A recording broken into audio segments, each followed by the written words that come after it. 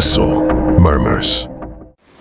Lately, I've been trying to send you stories every day, but I feel like a large number of people who have signed up almost never come back to listen to the stories. I don't know where that is. Make you unhappy.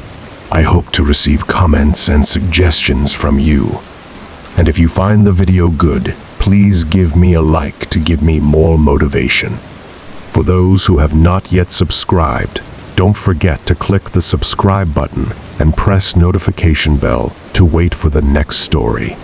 Now let's get into the story. Story 1.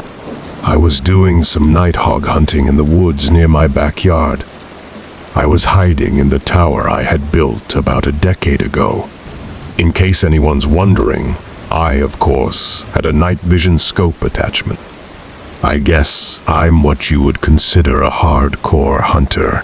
I don't want to bore you with the unnecessary story-prolonging details, so I'll make this short, and I want everyone to know that though I agree this story sounds far-fetched and crazy, it is nothing but the truth. And I, in a way, actually consider myself lucky that I'll always have such a horrifying story to share. So while I was sitting in the tower waiting for movement, it finally came. I took aim and found the source, but it wasn't at all a hog or any kind of animal I was expecting.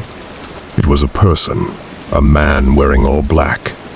Black sweatpants, black shoes, and a black hoodie with the hood over his head. But that wasn't the freakiest part. He was dragging a sack behind him. My heart started racing.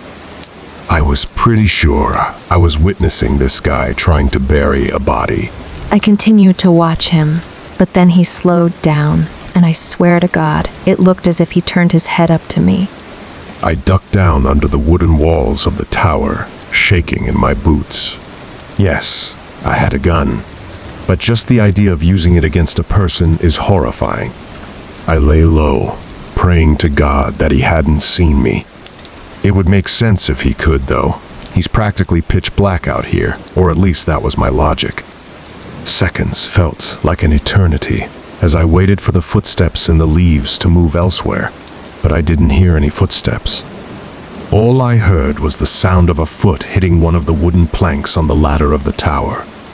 I felt the entire tower vibrate and shake as there were 2 more steps moving up the ladder.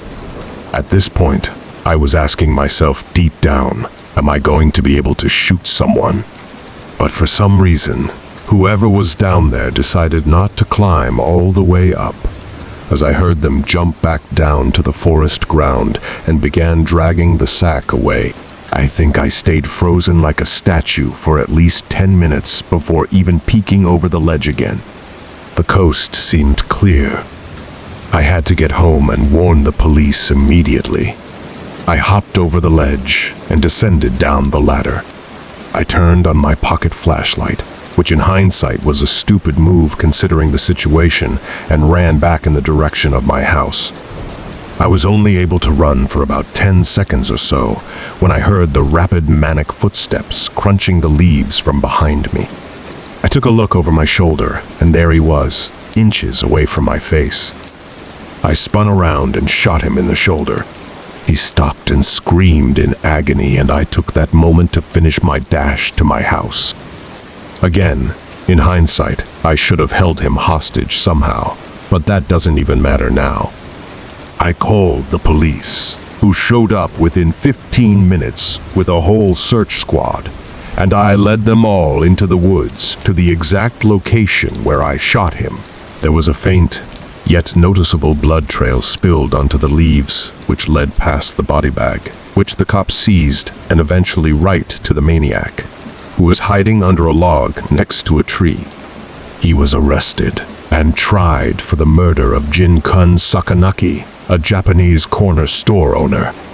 I don't know the full story behind it, but I do know I won't forget this one for the rest of my life, and I'll also be telling it for the rest of my life. Thank you for always supporting the channel and welcoming its videos. Wishing you good health, and remember to subscribe to the channel to achieve 1,000 subscriptions.